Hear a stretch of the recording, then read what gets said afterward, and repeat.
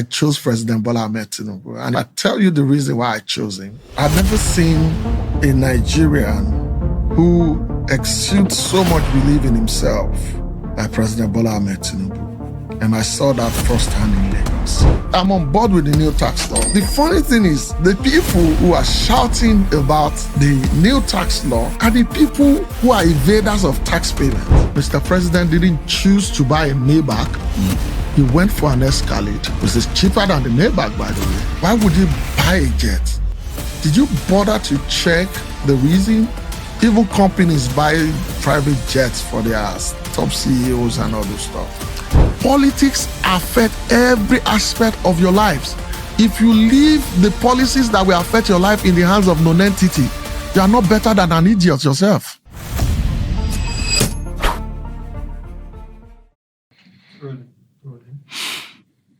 See. So I'm reading directly. Your support has changed me and my husband's story. Thanks so much, sir. That is powerful. Powerful and emotional.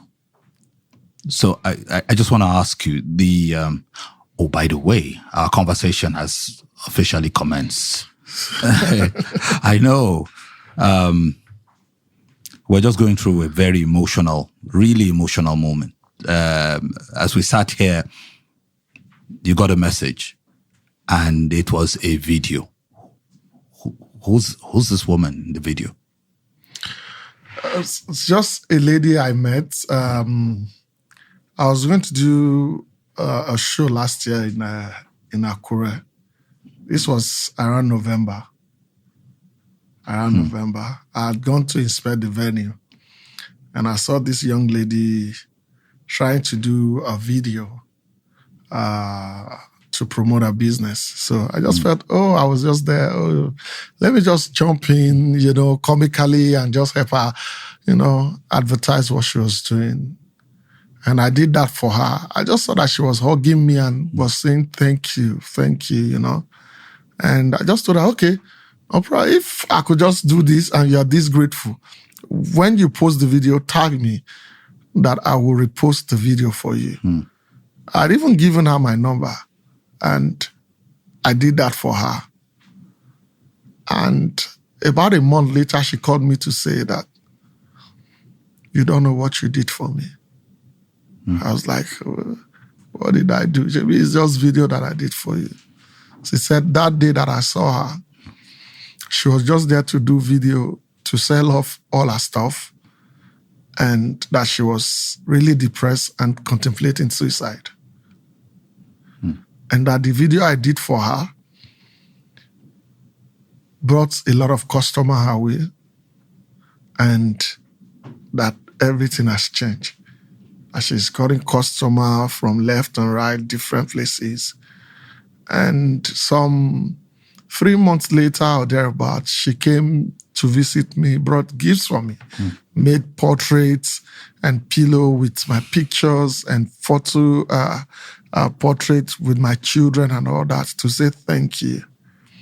And just now as we're here, she just sent me a video of, she told me that about some 3 months ago that she's bought a land. And she just sent me a video of the foundation laying ceremony and the level at which they have gotten to now with the building of the house. Whoa. This was somebody who was contemplating suicide just November last year.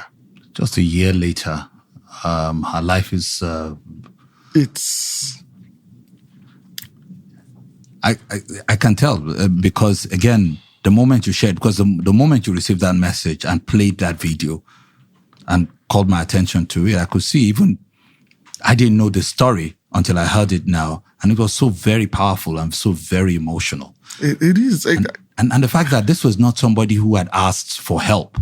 And this was not some young girl that somebody would say, now because now a woman maybe had an interest. This was not that kind of a story. No. It's just some lady, some woman who you saw trying to do a video, and you just, I don't know how many celebrities have that kind of mindset. Let me just bless this person. Let me jump on their video and probably,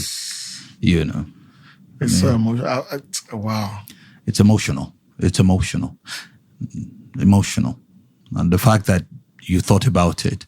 So, you know what they say about how God works in mysterious ways. Yeah. And sometimes you don't know what spirit even took you to that place, or sometimes the thing is, sometimes again, what leading motivates you, and would you listen to it? And whatever that motivation was, you could not have dreamt in any way that 1 year later it would have been a case of you turning somebody who could potentially be on their way out of living, who was frustrated with everything, and then this kind of turnaround. It's so crazy. Every time I think about it and things that I've done and how God has used me for people, I say it all the time. There are times that I go to places and I see somebody and I just do something, or something happen, and I just say, maybe you are even the reason why I came to this event in the first place. Maybe it's just because of you. And for me, this lady's stories, it was just because of her. It was just because of her.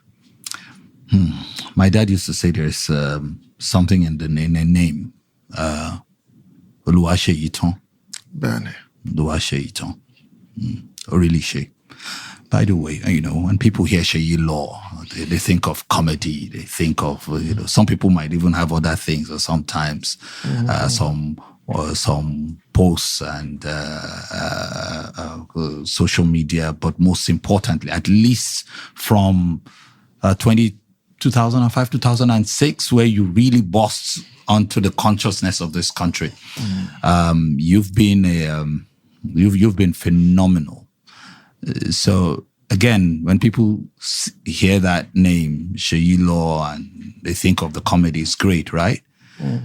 They hear the comedy, they see it, they see the laughter, they enjoy it, they feel it, they have that experience. But after all the lights go out and people have gone back to their homes and the ovation has stopped, who is SEYI law? I'm just a man whom God is destined to be a ladder for other people to rise. It's incredible that I tell people that for everybody who's come in contact with me, they've gone on to do great things. And I just see that as my divine purpose. As my divine purpose. It's incredible the number of lives that God has used the small me to touch. There is nobody who has had a close encounter with me that I have genuinely prayed for, assisted, who has not gone to do great things. There's not been one. And it's amazing when I look back and I can count 15, 20 people, 30 people, 40 people who have such testimonies. I think for me, that is the man that is not out there. Because these are some of the stories that I rarely share. And until recently, some people don't know it. It wasn't until the social media dragging and all those times that you have people like Arole come outside to say, my first visa out of this country was given to me by SEYI law. People like Prince Will coming out to do a video and start calling names of comedians who once lived with me. I saw some of those videos. And it's the reason I really talk about those things is because I think maybe it's because I do those things in my little place and secret. That's why God keeps blessing me. You know, I tell people, aside from the fact that God is not a wicked father, that will deprive his children of food. I say my children cannot lack food because I've fed too many mouths now for my own to now lack food. I said it can't happen. My children cannot lack food. It's impossible. Right from the first time I rented my own apartment in 2008, I've had nothing less than 5-6 people lived in my house at a go. People who I'm not even related to, you know, people who are not even from my tribe, musicians, comedians, and even people doing movies, different things entirely, you know, and it gives me joy that as much as those stories are not known, when I see those people and they say, Baba, I know if you forget you, you know, I don't need them to share the story publicly. It gives me joy. If I look back at somebody like Kiss Daniel, you know, I remember it was my show in Dublin, True Shoe Music, that gave Kiss Daniel his first visa. It was that same show in Dublin that gave Adekunle Gold his first visa. Whoa. It was that same show that gave Anajela his first visa and Arole his first visa. You know, it was my show in the UK that gave Emeka Smith his first visa. And by the grace of God today, maybe Emeka Smith is even a UK citizen, you know. And when I look at those things, I ask myself, why did God place me here to be the one to do these things? How did God help me to keep so much of this to myself that, you know, people will look at me online and ask me, who you help? You know? And the funny thing is, I've done more free shows supporting younger colleagues than I've done paid shows. Wow. Yes. If I had done 500 shows, best believe that over 350 inside are support for younger colleagues. I'd have to travel to Abuja, fly myself down, lodge myself in a hotel, perform at a colleague show. By the time they are calling me in the morning, I say I'm in Lagos. They are so, bros, I won't come your hotel, can't thank you. Bros, why? Because I know what my mother did, and I'm a testimony of her good deeds. Everywhere I go, everywhere I turn, I meet people who are willing to help me. Even at the times that I look at myself and it seems like, things are a little tough, I just turn around, something just happened. And those are the things that informed my decision to keep helping people. And you know, sometimes when you help others, you meet betrayers too. True. But it's all part of the circle of life. It teaches us several things, you know. But one of the things that I've learned to do is to separate people's flaws from them, because I'm a Yoruba boy, and there is this adage in Yoruba,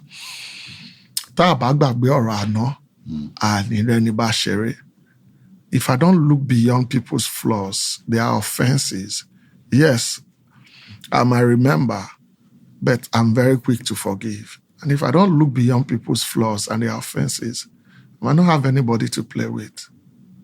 You know, there's been several betrayers in the industry, but then it's part of the life. And the help of God that I enjoy is beyond the heart of man. Which makes me wonder, that sometimes in your private moments, do you feel like you're so often misunderstood? I've come to understand that maybe misunderstanding is part of my journey. And I say that because most of the time, the place that I stand is not often where other people want to stand. And I'll take it back to 2012 when we had the first subsidy removal protest. Yeah. And while everybody was clamoring that they shouldn't, January 1st. People who don't really know that I was one of the people that January 1st subsidy removal announcement really affected. Today we have Alibaba doing January 1st. People didn't know that I started doing shows January 1st. My first show, Lagos Must Laugh, was January 1st, 2012. And that was the day the first subsidy removal was announced. Some people who had gotten tickets couldn't get to the venue of the show, and others couldn't even come. And those who came, some got stranded because they couldn't get buses and cabs home. You see how much it affected me. But while everybody was clamoring that fuel subsidy shouldn't be removed, I thought differently. I felt instead of saying fuel subsidy shouldn't be removed, we should ask the government, if you remove it, where are you going to channel the saved fund to? And how are you going to be accountable? And the reason why my thought process was like that was because I felt there was too much corruption with the subsidy. And I discovered at some point that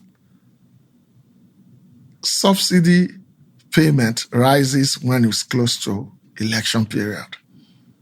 So it was more like something that was being used by politicians to fund election. And the then Goodluck Jonathan's administration had a lot of noise about corruption and all this stuff. And while I knew that there was corruption at that time, I felt Jonathan was doing something to correct it, which was the introduction of when they were trying to introduce BVN and the single treasury account and all this stuff. And Jonathan had to keep postponing. I felt bad that he didn't implement those things as soon as possible. And so while others were clamoring for it not to be removed, I was at Ojota. I remember it vividly. Idris was the one who was called on stage. Idris Abdulkarim was the one who was called on stage before I was called. And Idris had come on stage and was saying, those people who support Jonathan, they're the band, this one, he was swearing at them. And so when they called me, I said, Oga Idris, we're not there here to swear for ourselves. We're there here to talk to government, not be to swear for ourselves. Because that's where Nigerians get it wrong. Supporting a government doesn't mean that you are against the people. Sometimes you support somebody because you believe this person will be able to change the fortune of the people. If the person changes, it isn't your fault that that person changed. Do you understand me? And sometimes people are ashamed to come out to say, I supported a failure. You understand? And so you shouldn't hold them by the jugular for that. And so I said, instead of swearing at ourselves, we should ask government the right question. I'm not against fuel subsidy removal. I said it on stage. But then we should ask government, if you remove it, are you going to be accountable? And I remember that Yinka Odumaki, late now, came and took the microphone from me and said, what I'm saying is not what the people want to hear. And I remember I came down from that stage. I hope that someday I'll get that interview from Channels. And Channels interviewed me. And I still said my piece. It sounded like I was against the people then. But how many years down the line, we knew, and even as confirmed by Chief Femi Otedola in one of his recent posts that there was a lot of scam going on with the fuel subsidy.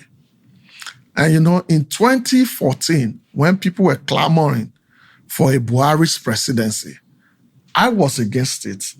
Another time again, being on the opposite side of what the people were clamoring for. I wasn't against a Buhari as a person, but I was against his leadership style. And I explain why. I was born in 1983, the year that Buhari took over power from Shagari. And having studied and read history, I discovered that Buhari is a man of integrity. You can't take that away from him. You can talk about he's a man of integrity. But I discovered that the people's management that was associated or affiliated to Buhari is not actually done by him. Buhari is not a good people's manager. He was a Diagbon who was the one, who was the tough one, who was, managing the people. You understand? So Buhari was respected, but Diagbon was feared, And so when people were clamoring for a Buhari's presidency, I was against it. I was campaigning for Jonathan. Why was I campaigning for Jonathan? I felt that if Jonathan was able to implement the BVN and the TSA, then he would have systematically, with technology, start curbing corruption. You understand me? Election malpractices. And all those stuff. So when Buhari came, and during his first term, we saw what we saw. And I also joined a protest against Buhari, despite the fact that it was just about 5 months after I had my baby. And I was blacklisted.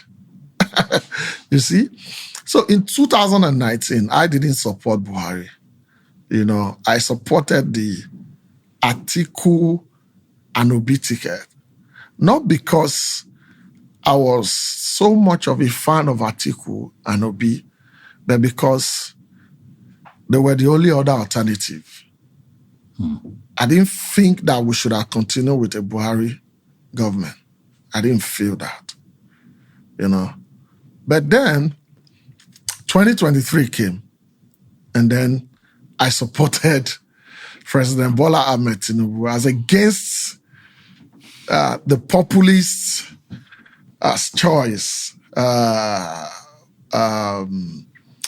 Mr. Peter Obi, And it was another time to be against the people. But then I'm a man that is driven by his conviction, and I'm not easily swayed. Nah. Before I take my decisions, I wait. And I chose President Bola Ahmed Tinubu. And if I tell you the reason why I chose him, do you want to hear it? I can't wait. I really can't wait. Okay, let me start with the fact that I'd never seen a Nigerian who exudes so much belief in himself like President Bola Ahmed Tinubu. He's not a man without his flaws, but he's a man that drives his belief with the same kind of passion that I have. That no matter the noise, this thing that I believe in will work. And I saw that firsthand in Lagos.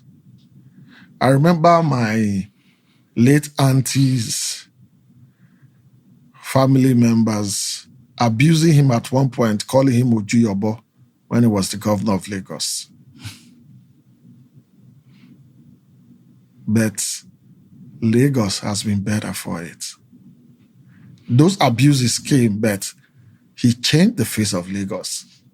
People will say Tinubu did not build Lagos, but I beg to differ. Today, I've just been unveiled as the ambassador for LASEMA. That's the Lagos State Emergency Management Agency for their national SEMA conference. Mm-hmm. And I remember that it was President Bola Ahmed Tinubu who instituted and established LASEMA. And if I was to start from there was a time in this Lagos we watched corpses lay on the road, get swollen, and get busted on the road in Lagos. There was a time we watched corpses be driven over by cars till the body parts. Somebody Or flatten came. out with the road. Yeah, and somebody came and said, this is not ideal. And started LASEMA for quick response. Is LASEMA perfect? Not yet. It's a project in progress. I remember there was that time that we all dump our debts anywhere we like. Anywhere we like. Governor Buba Marwa tried to change the face of Lagos with Loma. But it wasn't until President Bola Ahmed Tinubu came that PSP was introduced to Loma, where trucks go in between streets to start parking debts. And at some point, there was a time they introduced this big, giant waste bin made with metal. I saw it. I saw Lagos gradually getting clean. I remember Lagos used to be the dirtiest capital in the world when it was the capital of the country. I literally, it wasn't, nobody told me. I saw it. I saw the place where we have Civic Center today and Oriental. I saw those places when they were just dump sites. When calves who die inside the water, inside the lagoon, the sea, get pushed to those dump sites. I saw one of the prime real estate location in Nigeria today, Oniru. I saw when Oniru was only bare sand, where we used to stop by after school to play ball. And I saw the gradual relocation of the people, the changes that came to the area. And today, entertainers, people all want to own an asset in Oniru. I saw when we used to go to Afro Beach and Bar Beach and we're going back to Ebute Metta, and sometimes it gets so tough, we'll park cars and we start trekking back home. I saw it. And I saw when it started changing. I tell people, if you don't remember Lekki 98, a program by RCCG, Divine Visitation, and what it took from us when we were going back home in the morning, and how the Jakonde area and the swampy area that is Osapa, London today. That's probably was it 2 million man march or 20 million? I can't quite remember. It was a huge program that they did. That was before democracy. Yeah, true. It was December 98. I remember when we were walking, what road was connecting Falomo? This bridge that people see, the Falomo Bridge, people don't even know that those bridges, these are recent stuff.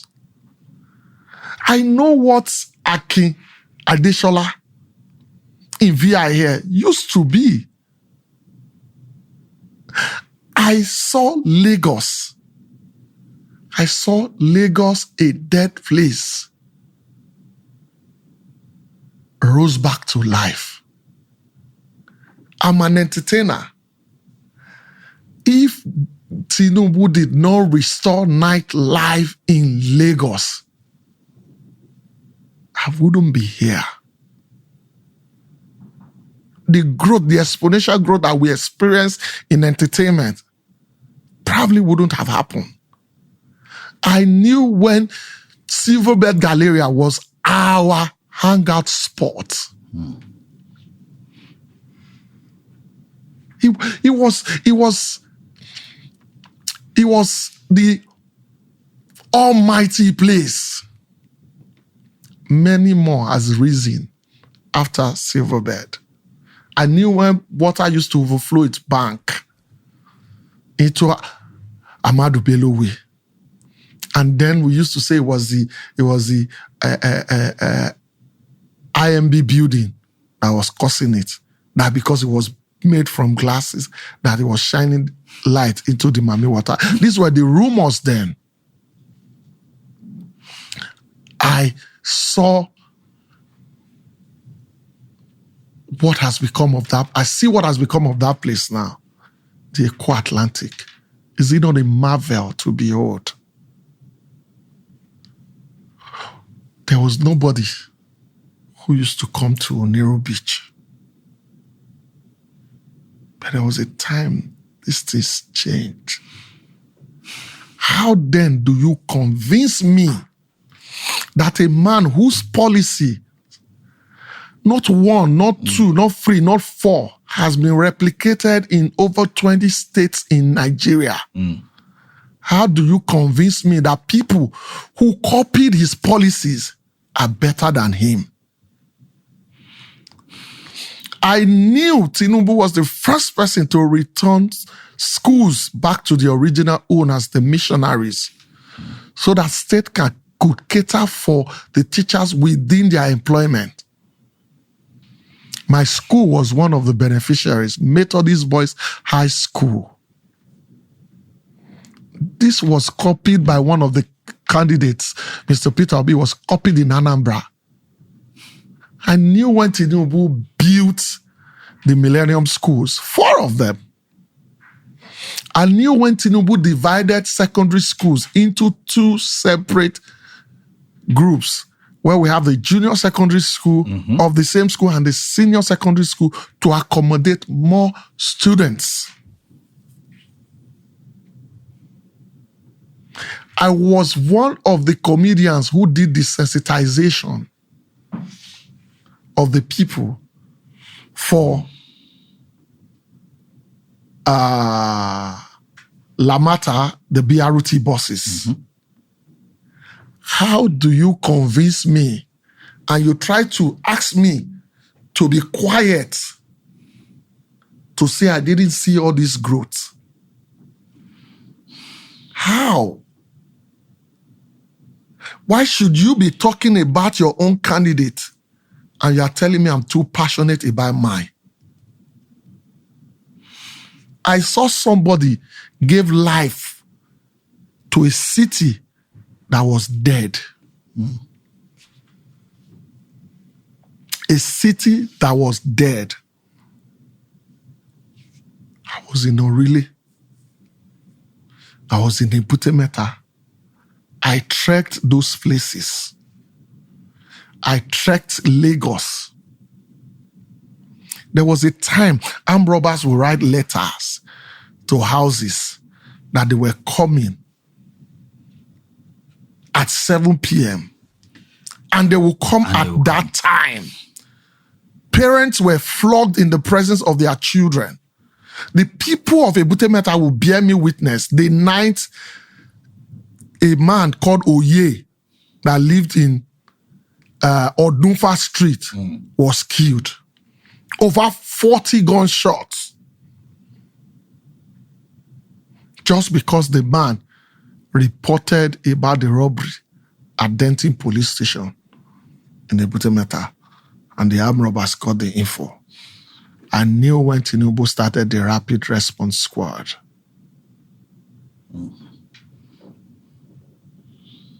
I knew when OPC started in Lagos. I knew how Baba proscribed OPC, that any OPC member should be shot at sight. I saw Lagos IGR grew before my eyes. I saw my business thrive. because of a man's initiative. Come on, man.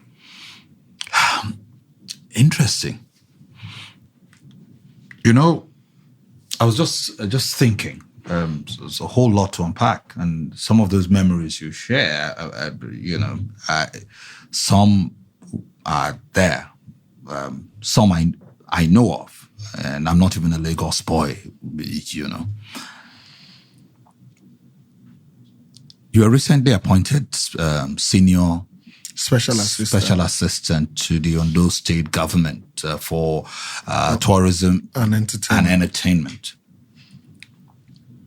And you've just been also, made ambassador, NASAMA ambassador. You mentioned Idris Abdul Karim, back then, the stage and all of that.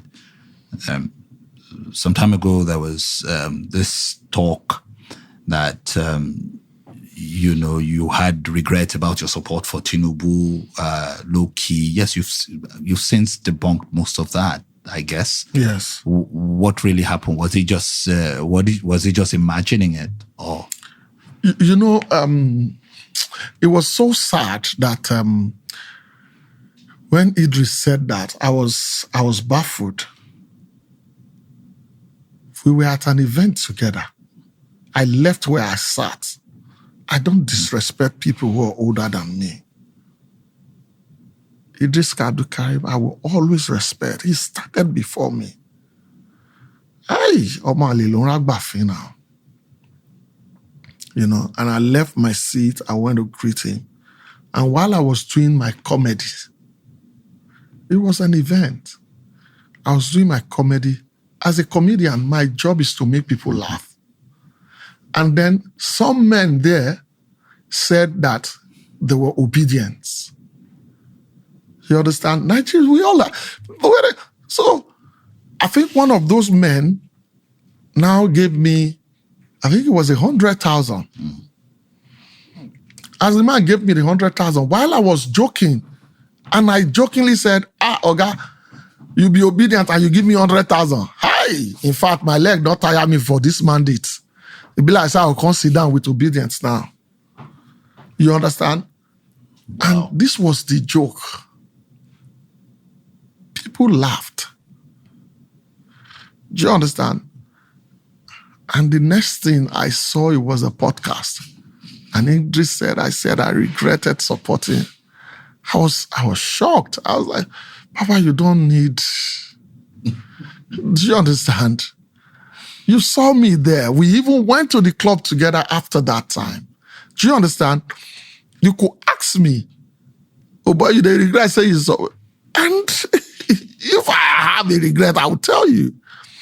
At the beginning of the administration, I was quick to call out Mr. President and say, I knew your reform was going to come with its pain and all that.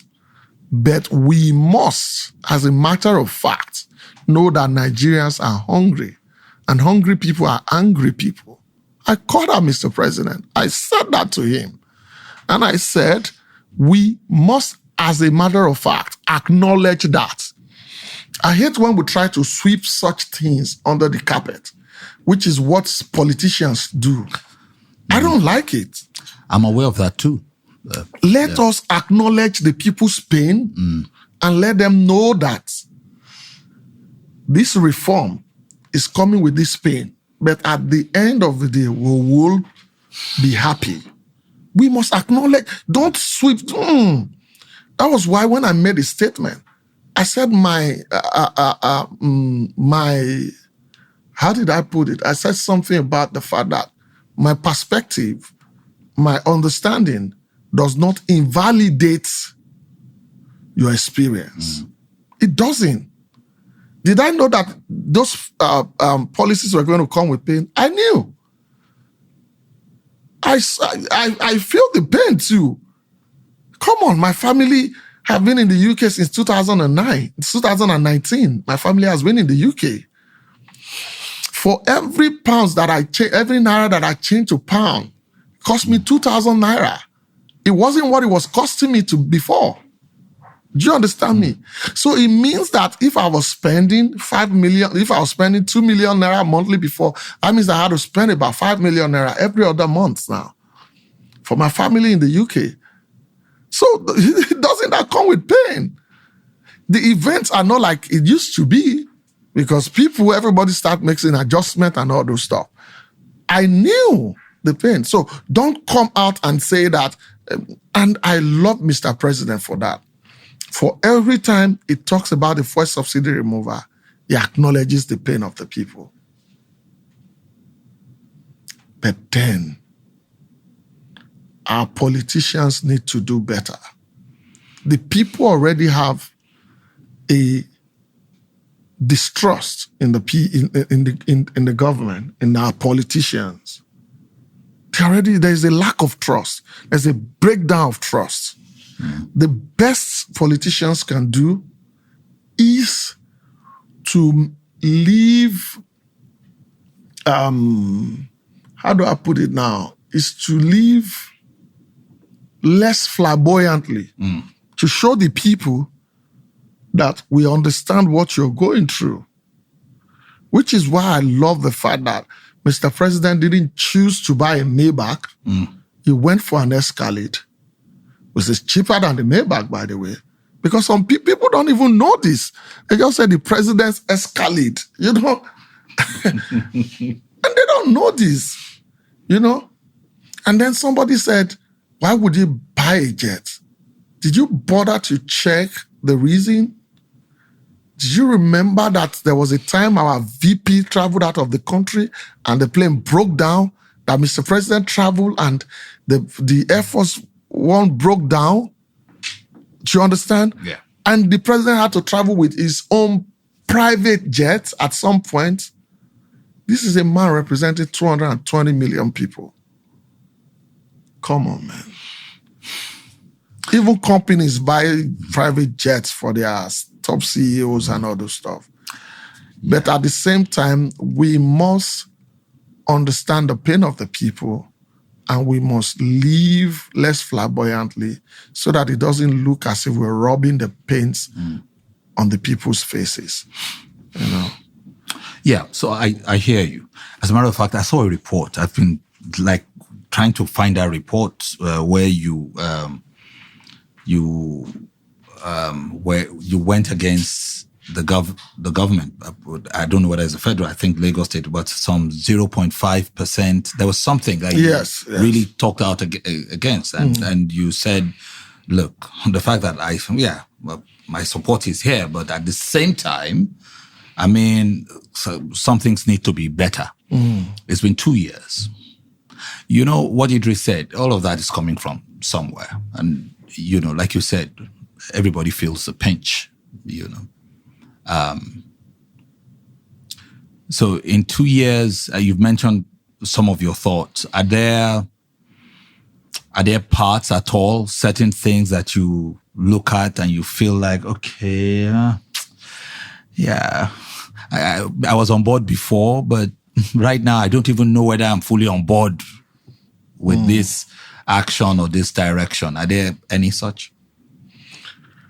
I'm fully on board with Mr. President, and I'll tell you why. You know, the only place that I'm a little bit skeptical, and I really want to see drastic improvement is in the area of insecurity. I think at the beginning of Mr. President's tenure,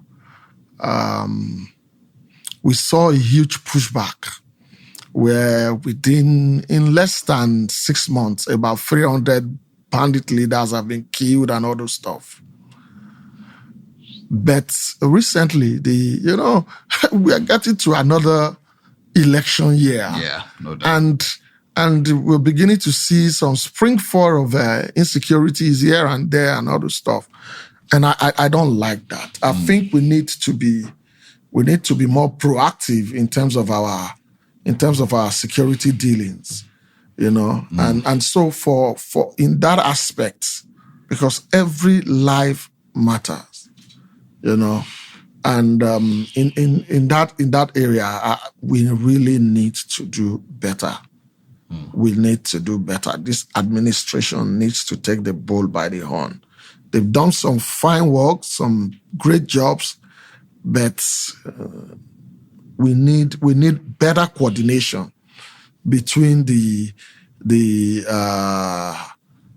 police, the army, and the other paramilitary. We need serious collaboration, information sharing, quick responses, and all those stuff. We need it. We need it. We shouldn't allow issues to fester or be on the defensive side all the time, most especially when it comes to insecurity. I don't like that aspect. I think that is one aspect I am really, really, really, against whatever news that could come out from the government and all. I want to see improvement in terms of insecurity. But in terms of the other policies, I believe in the growth that it will bring. People will ask, for example, since the fuel subsidy removal, what has Nigeria done? You understand? Because sometimes people think when they say money saved from fuel subsidy removal, Nigeria think that it's a money that is in a bank somewhere, it's physical cash that is somewhere. No. We need to understand what that saving means. It sometimes means that what this would have cost us, we won't now have to be spending it. You understand? And we can have more money to channel into certain aspect of the society, and I look at it in this regard. First, state governments are getting more money. Yeah. And Mr. President, in his wisdom, decided to go straight to the Supreme Court for the interpretation of the arms of government, the tiers of government, the levels of government, and the financial distribution, and we're able to get the local government financial autonomy, which many states now are still not even implemented fully. So it's sad that we're seeing that, and the fact that the federal government cannot control the state government, because that is where separation of power comes in and all those stuff. And I love the fact that due to the fuel subsidy, we've been able to have local government autonomy. Local governments are getting, some local governments are getting their monies, and Lagos State local governments areas and SCDAs are doing a fantastic job, which all the local governments are supposed to emulate. I talk about the Kosofe local government chairman. I talk about the Bariga local government chairman. I talk about the Oningbungbo local government chairman. I'm sorry to say, I'm still yet to see what the local government chairman of my area, Etiosa, is doing. And I think he needs to do better. And several other local governments in Nigeria. You people are the closest local government, are the closest tier of government to the people. The people should feel your impact better than they feel the federal government, because people don't even know that majority of our roads are owned by the state governments and the local government. Yeah. So when we begin to understand how government work, we'll ask the right question. And on the federal government aspect, we've been able to see the introduction of NEL Fund, which is the student loan. Some people will say school fees has increased. And so, they increased school fees, that's why they're giving them student loan. But they forget that there is the third fund that still goes to schools. There is the subsidization of certain aspect of school needs by the government. And that in 2 years, we've not had a strike from our universities. And now, whether you like it or not, government-owned universities are beginning to contend with private universities in terms of the graduation time of our students, which is a good thing. And then there's the introduction of the credit core, where while it is not open to everybody yet, it is open to civil servants who can approach the credit core organization and get loans for their cars, for their houses. And Mr. President said it even before he was elected, while he called Jim Ovia during one of his speeches. And he said, we need to introduce credit facilities to Nigeria, whether we like it or not. And he said that these are some of the things that contributes to corruption. People, you're asking somebody to come and buy a car of 40 million naira and pay once. Trust me, whether you like it or not, you're asking the man to go and steal, indirectly contributing to the corruption that we see. But in a situation where the man is able to access credits and is able to buy and pay gradually, these things changes mindset over the years. And which is always why I always call on the National Orientation Agency that they need to do more job in terms of the reorientation of a lot of Nigerians. A lot of our minds have been destroyed by events of the past, And we have a Gen Z that came into the conversation without witnessing what we saw in the past. And so they are aggressive for the change that they want without appreciating the process that we've passed through to get to where we are. And so it's a different conversation in itself. So there are, you can talk about the passport, the improvement in our passport procurement, the e-gates in our airports. You can talk about the fantastic job that the Minister of Interior is doing. You can talk about the works that Festus Keyamo is doing in aviation generally. And you can also give credit to Mr. President for creating a regional development commission, which I felt was long overdue, because certain regions were getting money and we weren't seeing improvement in areas that improvement should come. We have the Northeast Development Commission keep getting money, and yet insecurity within the axis we're growing. Come on, let's create a development commission for every other region, and let's give them money. If you don't stop insecurity in your place, let others develop their own places with their money.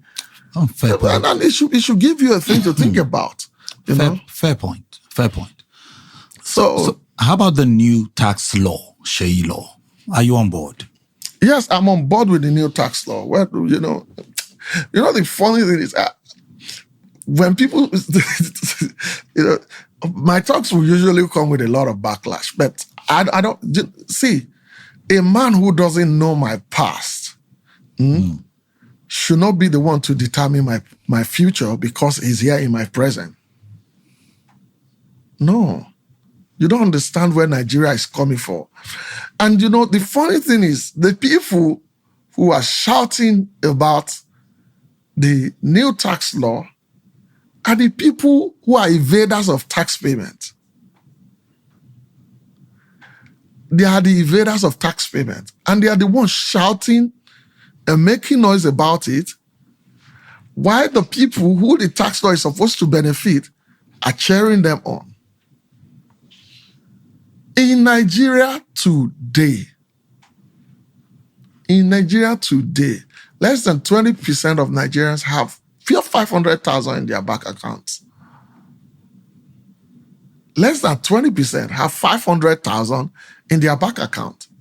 Less than 20%. It means that 80% don't have 500,000 in their bank account. Now, the government said that if you make 800,000, that you won't pay tax. It's zero tax. What does that tell you? That 80% of Nigerians have been exempted from tax payment. Why are the 80% allowing the 20% who should be able to pay be the ones to influence them to protest against what will benefit them? This is where orientation has to come in, and things and mindset has to change. It is easy to call for development. It is easy to want free stuff. But is it easy to generate the money to make the things free? I'll say this. When Niger Republic, Mali and Burkina Faso, when they pulled out from ECOWAS, some Nigerians were celebrating. And then we started seeing different AI videos of Ibrahim Traore, and Nigerians were getting payments to drive a false narrative around Ibrahim Traore. And I'm like, why are we this wicked to ourselves as Africans? Why? The Nigerians who were cheering Ibrahim Traore and the fight against, they were celebrating Russia coming to support Mali. They forget that our biggest asset in Nigeria, our biggest resources in Nigeria is our gas deposit. Our gas deposits are our biggest resources. We have about $806 trillion gas deposit in Nigeria. And the biggest users of gas is Europe. And we're supposed to build a Trans-Sahara pipeline into Europe. Now there is a breakout of Mali, Niger, and Burkina Faso. These are places that the gas pipeline is supposed to pass into Europe. Now those projects are stalled. The Russia that we are celebrating that has come in to support Niger, to support Burkina Faso and all those people, Russia is the biggest supplier of gas to Europe. So we forget that Russia wouldn't even want us to be able to supply gas to Europe. People don't think about these things. They don't think through. They just support because for them, it gives a voice against our government, so it is good. And imagine if we're able to have that gas pipeline into Europe and we have a $500 billion yearly sale. Do you know what that would do to our economy? People don't think these things through. We just celebrate. Do you understand? We are just quick to celebrate anything that seems anti our government. People have been talking about Rwanda for like only God knows how long. My first time at the Rwanda airport, I was asking myself, MM2 before I pass this airport by far. And if you see the way people ridicule Nigeria because of these countries, I'm like, have it not be all these same countries there where they travel go, where are the cities? Do you understand?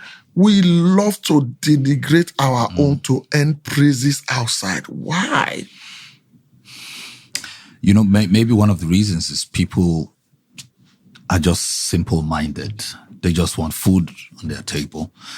They just want to be able to take care of themselves and their families, and anything that's a bit too complicated for them beyond my ability to meet my basic needs. And add to that the fact that, you know, again, politicians are not the bastion of people trust anyway, and that's not a Nigerian issue. That's a global issue, and it comes from somewhere now, does it? Yeah, it's well, I know, but you know, my mom, God rest her soul, used to say, only a foolish man allow his belly take the decision that his brain should take. And maybe because I grew in the midst of Yorubas who are groomed and nurtured in proverbs, you know, maybe it kind of gives me a reason to think deep. A lot of Nigerians are too superficial. We deal with things on the surface level. It's sad to see that doctors. Sometimes I'm on social media. I see somebody who went to the university, studied for 6 years, 1 year housemanship, come on social media and make statements, and I begin to wonder: did you not learn beyond your course of study? Did you not read beyond your course of study? Did you not allow your brain to spread its tentacle to other aspects of life beyond your physics, chemistry, and biology and scientific research and other stuff? Why? You see people with doctors affixed to their name and they're so pedestrian in their thinking. It's annoying. Somebody once said that the girl who called out the NYSC was the reason that NYSC started paying 77,000, and I'm asking myself, are we this dumb? Supposedly educated set of people, some of the most intelligent mind in the world, and we think this way. You don't know that for any salary to be increased, it has to go through legislation. Yeah. It has to, the RMFAC has to, first of all, make the proposition. It has to now go to the legislation, and it has to be go through the first, second reading, a public hearing, and then it goes to back to the House for adoption, and then it now goes to Mr. President to sign it into law. And then you think because one guy cried out and after 1 month he started paying, don't you know that even after those president has signed, they had to now start making adjustment and factor in where the payments will be coming from and all those stuff, do calculation of everybody who is within the payroll, do the necessary adjustment for what they will be earning newly and all those stuff. Is it that you people don't, I don't know, And then there's the other issue of, the minimum national wage, which also reflects, which also has been there for a long time. But just going back to the whole tax, some people say, just do the simple maths. It's gratifying to know that some people are exempted from tax. But for you to be in that category, you have to earn less than 70,000 naira a month. No. But that is what the 800K per annum. And that is where sometimes where misinformation comes in. And which is one thing I don't, you see, sometimes when I respond on social media, it isn't because I enjoy responding. It's because we are moving into a new dynamic life. Yeah. We're moving to the age of AI. We are in the age of AI already. And for every misinformation that you're allowed to thrive on the social space, it will become the fact that your children will know tomorrow, despite the fact that it's not true. And that is why sometimes we speak up to debunk some of this news, not necessarily because we just want to speak. The new tax law says that you're going to have an exemption at 200 if a 200,000 rent exemption.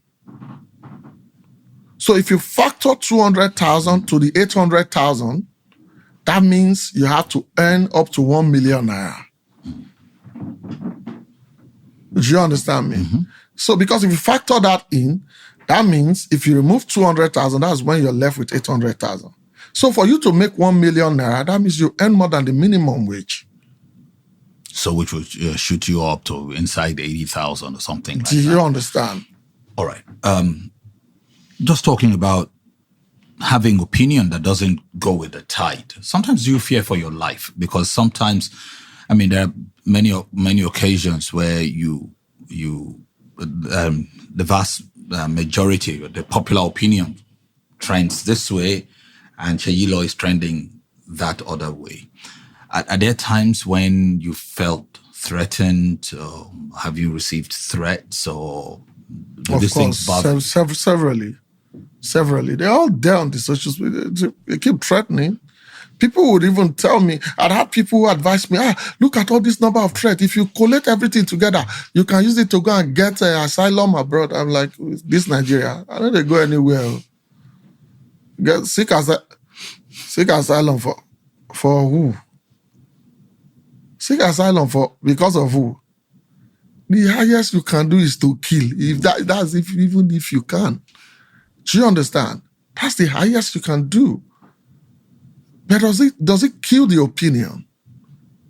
Charles Kirk was killed, but many more people have been speaking up for him. Yeah, given rise to just a totally new movement. You can't keep shouting to shut down every dissenting voice. Every contrary opinion. See, my only problem with the people in the opposition and all those stuff who don't agree with other people is the fact that they are too low in their thinking that they can't engage in debates. They can't engage in discussion. Only a foolish man comes under somebody's post and the first thing you want to do is to curse. That's stupidity. You know, there's a proverb that when a slave cannot match his master, strength for strength. I think I read it in Ovoramwa and Ubisi, the legendary novel. When a slave cannot match his wicked master, strength for strength, he maims his favorite goat.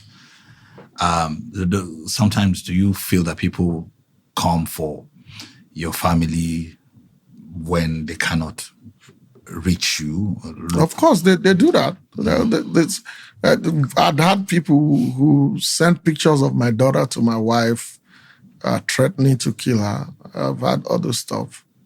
But you know, the funny thing is, I am here fighting for a better future for my daughter.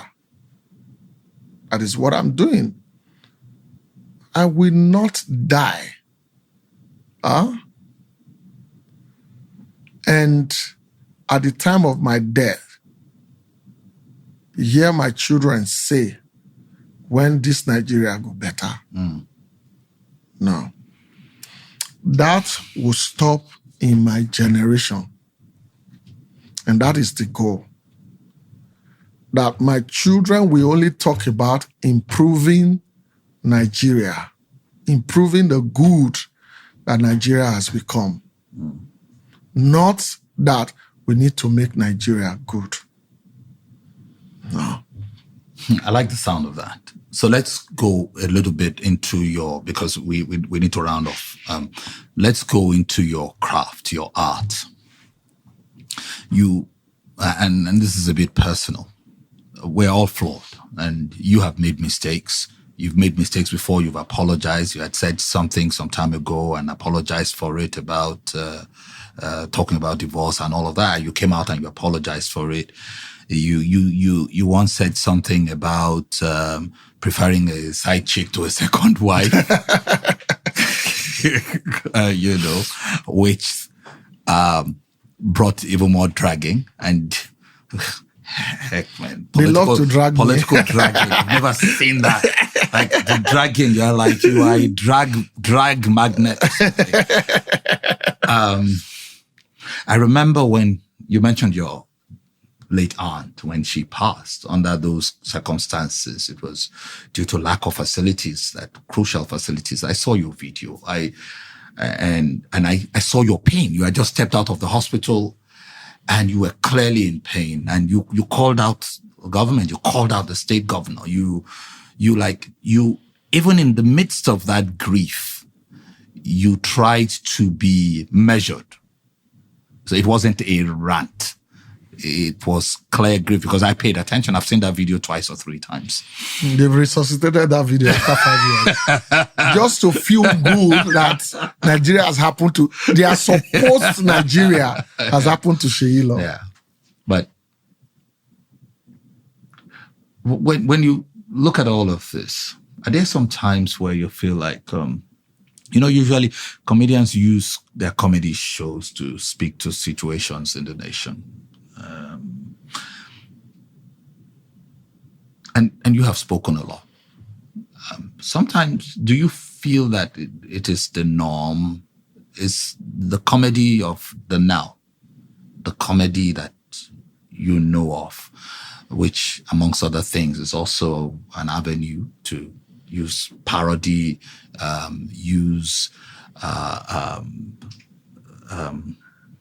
my literature fails me now, other forms to speak to what's going on in society. It may come out, people might get a laugh, but it's also an opportunity to address certain issues. To address issues. Yeah, let me. You see that video that I made. It was at the General Hospital in my village. And the reason why, when they dug out the video to try to make a mockery of me, the reason why I'm not bothered was because prior to that time, I had always advocated for a better living for my people. Yeah. And the records are there on social media. I had gone to in fact, 2 weeks before that incident happened, I'd gone to my village and I recorded the road, that this road was bad, that government should do something about it. And then my aunt died on that road. And now, what gives me joy is the fact that I didn't start speaking when I lost somebody. I had spoken before I lost somebody, which was why it was painful at that time, because I had spoken about that road just 2 weeks earlier. And then I lost somebody.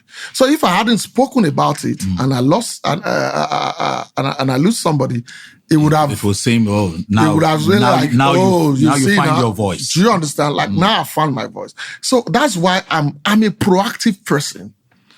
I hate when we do things when we're defensive. I hate to be on the defensive side. Why don't you just do it right, so that you don't have a reason to defend? I'm an advocate of prevention is better than cure. And you know what?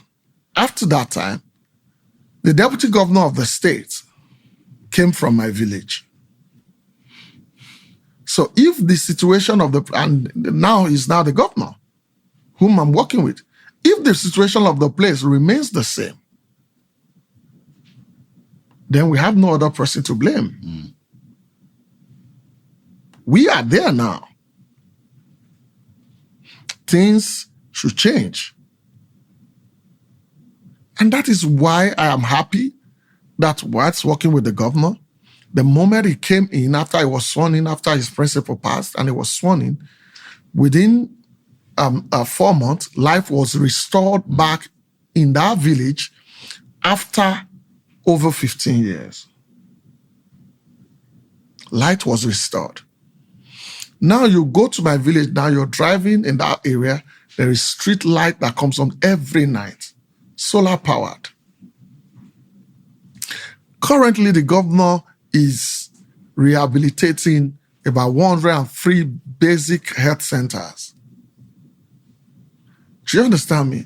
And we had a group called the Elijah Development Summit Group that advocates of development in Elijah local government, which is where I'm from. And one of the members of that group is the current commissioner for health. And my governor currently has mandated all the 18 commissioners to nominate 5 kilometers of roads from each local government, so that in another 2 years, we should have a minimum of 90 kilometers of road done in the state. You see, so when you work with somebody and you see the person taking the right decision, you're happy. Which is why when I was appointed in 2004, I personally spent over 60 million naira of my personal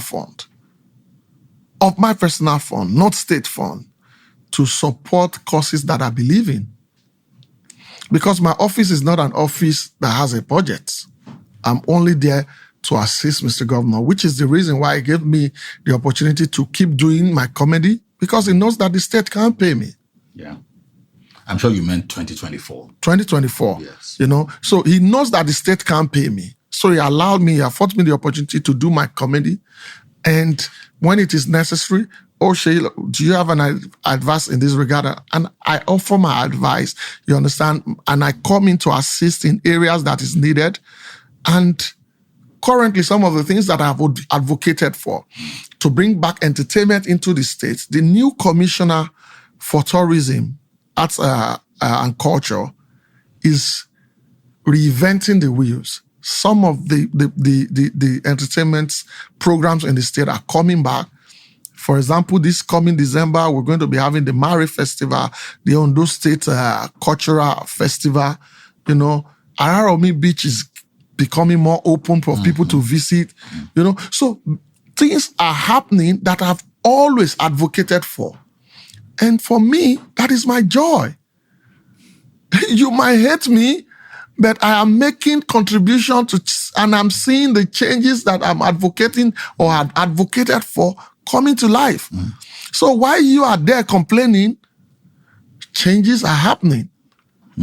So you shouldn't, and people will just tell you, because you're an entertainer, you shouldn't involve yourself in politics. You talk too much about politics. Excuse me, politics affect every aspect of your lives. If you leave the policies that will affect your life in the hands of non-entity, you are not better than an idiot yourself. So why should I leave because I'm an entertainer, so I shouldn't be able... How many politicians get brain past me? How many of them get brain past me? It was because I chose the part of entertainment. So you now think because I chose the part of entertainment, I should... Come on. Don't say that. Don't say that. Which brings me to your event coming up. Tell me about it. Yeah, it's been 20 years as a stand-up comedian, 22 years in the entertainment industry. I started as a dancer in 2003, and I tried to go into the movies within that year, but I couldn't get a role. And by 2005, at the advice of one of my cousins, Lado, we call him Aragarogo, who is Minister Ladi on social media. He's a gospel musician. At his advice, I switched to comedy. He was a member of a music group. They had invited them to perform at a church. I think it was August 7th, 2005, precisely. We had seen a movie on Friday night prior to that event. It was a Snow White movie, and I cracked a joke from it. And he said, you know that people, they make money from this one way, they make us they laugh or play out. In fact, on Sunday, we go on church, go perform. You go follow us. So when they call us, you go up, use part of our time, then you introduce us. And this was in 2005, August 7th, at RCCG, New Life Parish, Iponri. I love to mention it because a man who cannot appreciate its past doesn't deserve a better future. That was where it started. I'd gone on that stage without a clue of how it is done professionally, but armed with the jokes that I have. And I went on stage and I had people laughing and some people falling from their chair. And then when I came down from the stage, somebody approached me to come and do the same in their church. And that was where the profession kicked in. Whoa. And now it's been 20 years. You can call SEYI Law a failure. You can call SEYI Law a non-entity. You can call SEYI Law irrelevant. But you cannot deny the name SEYI Law. Something gave birth to that name. So no matter what you say, you know the name. And the name will remain. No matter your hate, no matter your love. It's a name that was bedded with sweat and has been groomed, nurtured for 20 years. And in celebration of that, of the landmark achievement, Because come on, what has Sheila not given me? Sheila has given me the opportunity to help other people grow. It has given me the opportunity to support family. It has given me the opportunity to have my own family. It's given me the opportunity to be able to train my children. And it's still giving me the opportunity to be able to learn a helping hand. And the name is still helping other brands to grow. People see me on the red carpet. People see me at places. Sheila, can you do a video for me? And I do video for them. And they come back to say, your video give me plenty customer. Your people follow me. Oh, this one. It was when I posted, I had a post with you. I've gotten the highest number of likes that I've got. Do you understand? Even if everybody doesn't come to my own page, as long as I support the people that I want to see grow, I am fine. And so, we started the celebration in Abuja. June 1st this year, we started the show. It was, in fact, the name, which is the tagline of the show, was given to me by a younger colleague in Abuja. This guy will always see me come to to shows, and I just go on stage, quick, punchy jokes, and I'm off the stage. And he went one day, I did one, and he's like, bros, now you be the Mike Tyson. Say, for Mike, now you be Tyson. And that was how the name Mike Tyson came. So when I was going to celebrate my 20 years, I just said, in honor of this young man who believes so much in me, who will always be there to be the first person to tell me, bros, you killed it. Every time I'm in Abuja, I was going to use that tagline. So we call it Sheila, the Mike Tyson 20 years on stage celebration. And so we've done Abuja, we've gone to the UK, Birmingham and London, and we're back to Lagos, the city where it all started. And so it's happening on October 5th, Sunday, 2025 at the Balmoral Convention Center, Federal Palace Hotel. It's red carpet start for 6 p.m. and the pre-show start at 7 p.m. And we're going to be witnessing the mix of the past, the present, and the future. That means some of the jokes that are told in the past, some of the jokes that I'm currently telling, and some of the jokes that people haven't heard before. So we're going to marry all those together to celebrate 20 years. 20 years over almost 70 awards later, international shows in and out of Nigeria, lovely children, an amazing family. And I could only just be grateful. What is there not to be grateful for? Unfortunately, some people say Sheila is no longer funny.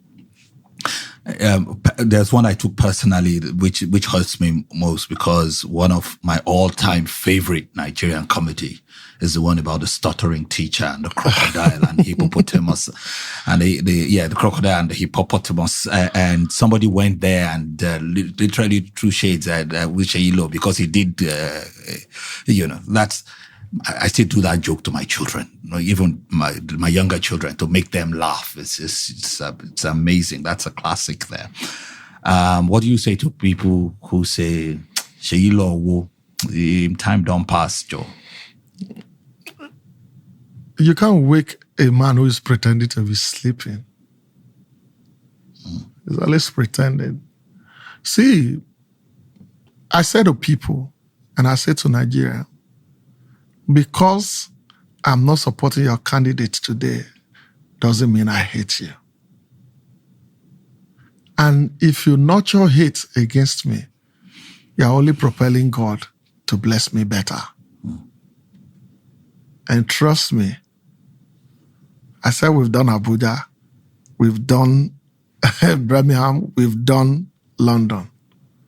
The people who attended will never make that statement that Sheila is no longer funny.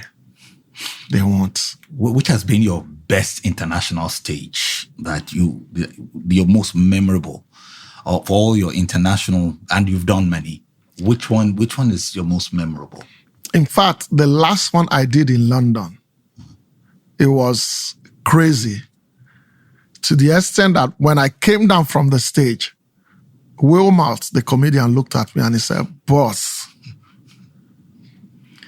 this joke can be done anywhere in the world and people will laugh.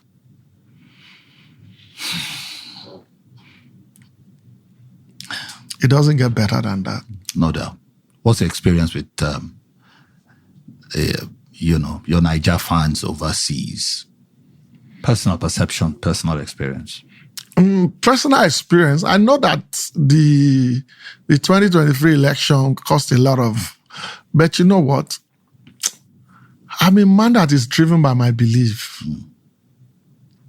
If you, because of my choice, decided not to be with me, that means you never really loved me. You were only looking for an excuse. Which is why I looked at people beyond their flaws, so that I don't misjudge a good person because of one single mistake. And for me, I have not made a mistake. I made a choice. And that choice, I will stand by. And 2031, Tinubu will finish his tenure after re-elected in 2027. Fair enough. But, Voila. But,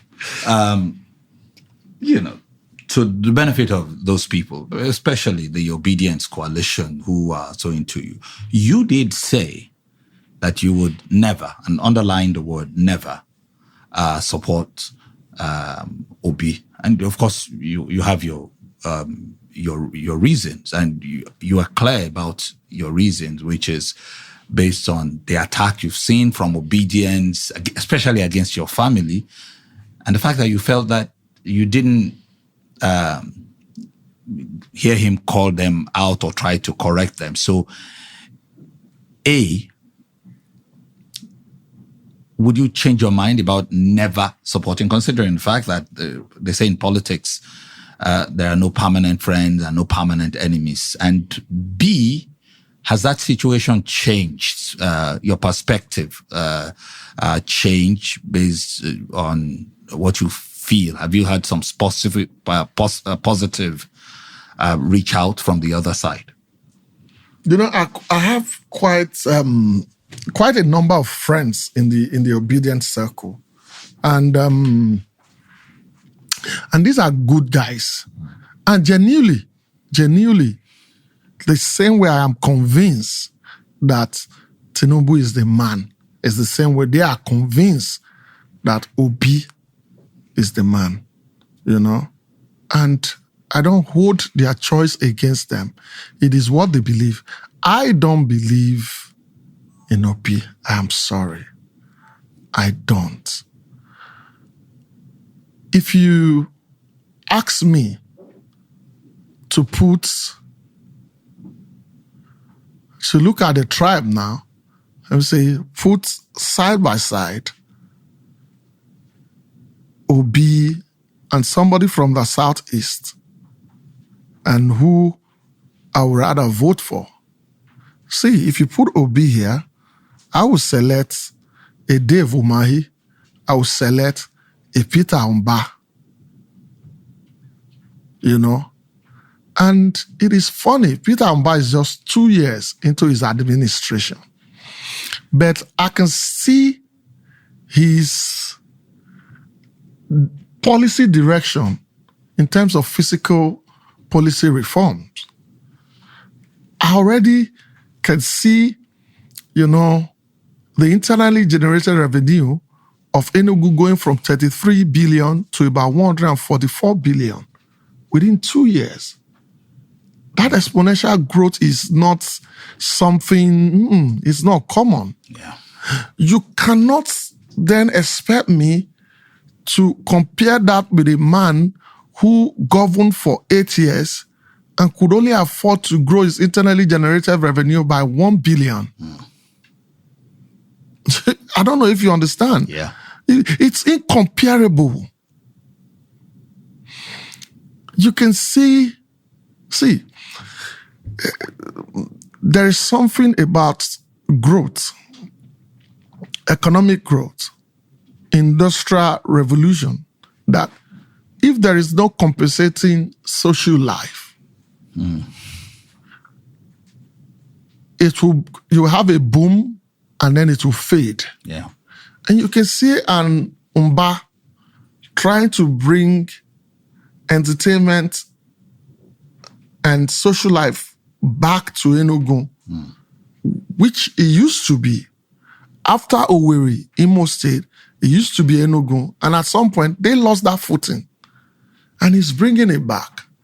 So when I see what Mba is doing in 2 years and what Obi did in 8 years, he's way ahead of the game. Mba is way ahead of the game for me. If you tell me a Dave Umahi, what he did in Ebonyi, I knew Ebonyi. I was in Ebonyi in 2012. That was my first time in Ebonyi, 2012. And I've gone again and again, and I've seen things change in Ebonyi. You understand me? So you cannot now tell me that you want to rate an Obi ahead of a Dave Umahi. So for some people, Obi might be popular, but I have not seen his strength in terms of firmness. A president should be very firm that you take certain decisions and you are not a push around. Like a Donald Trump. You take certain decisions. For good or ill. You are not going to be a push around. That was why President Tinubu said something. He said, subsidy is gone and it's gone. No matter how long una protest to, it is gone.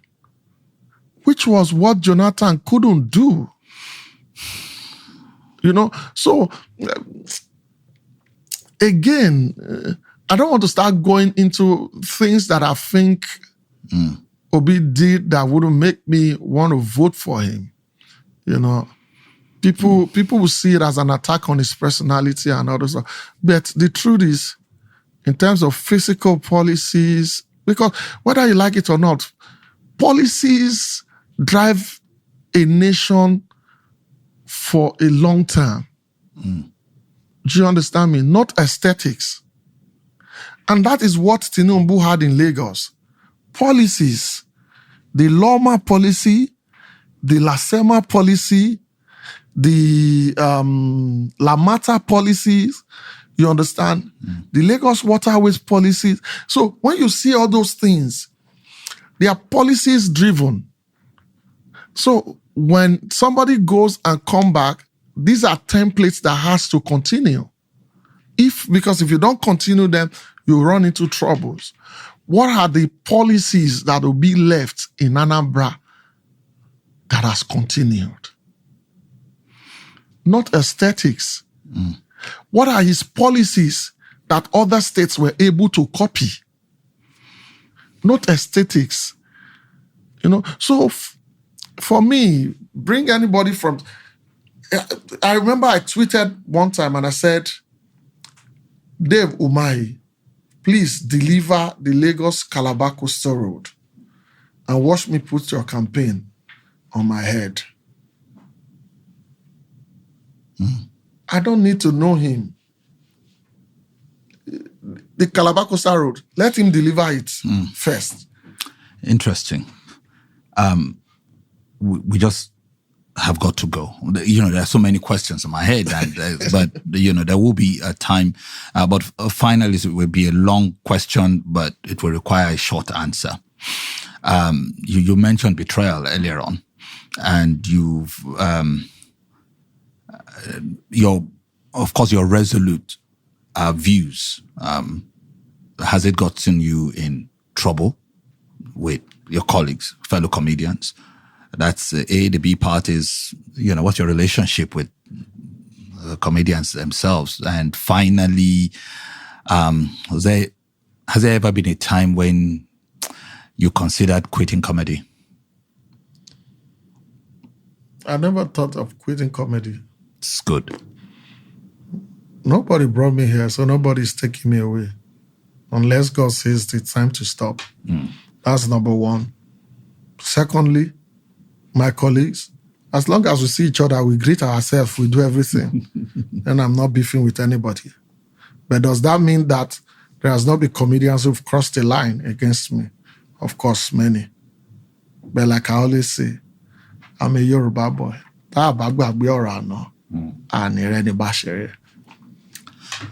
Fantastic. Seyi Lo.